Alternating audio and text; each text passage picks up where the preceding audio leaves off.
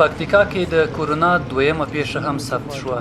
د پکتیکا په یحیی خیل ولسوالۍ کې یو نږدې 70 کلن کس پر کرونا له اخته کېدو وروسته ومړ.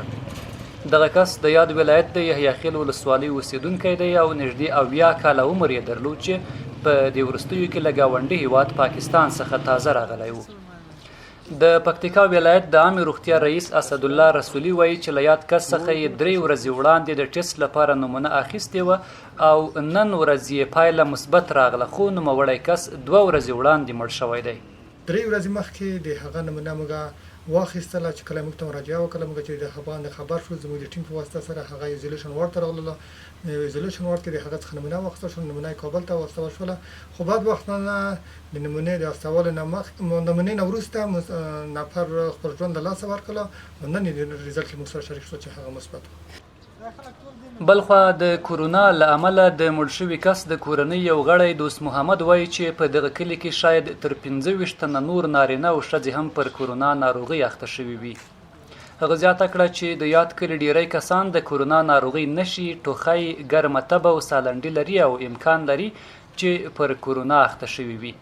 په ورته مهال د عامې روغتیا رئیس وایي چې د یادې کورنۍ له نورو غړو یې هم د کرونا ناروغۍ د ټیسټ لپاره سمپلونه اخیستي او خلکو ته یې لازمې لارښوونې هم کړې دي.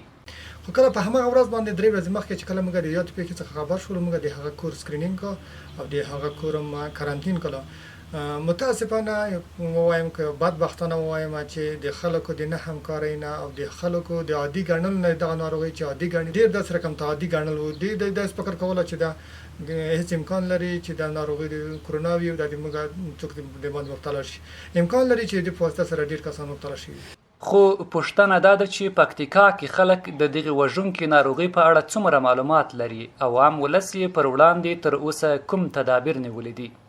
2 تنو پکتیکاوالو راته وویل 15 وخته په صابون سره اوس پرېمینځه او د رش هغه نه سوچ فکر کوه چې رش وي چېرته هغه ځای ته ما ځای. موږ له دې نه ډېر ویریزو ډاریزو دا ټول پکتیوال دی. ما خواهش ته چې باید هر سړی ځان وساتي او ډېر رش ته نسي ولاړ او له خلکو نه ځان وساتي، یوې خوا ته په کناره کې او بل چاته د ده نه مرض ونه لګېږي. باید څوک په ځان باندې پوه سي، هغه اسپتال ته یا ډاکټر ته ځان ورسوي.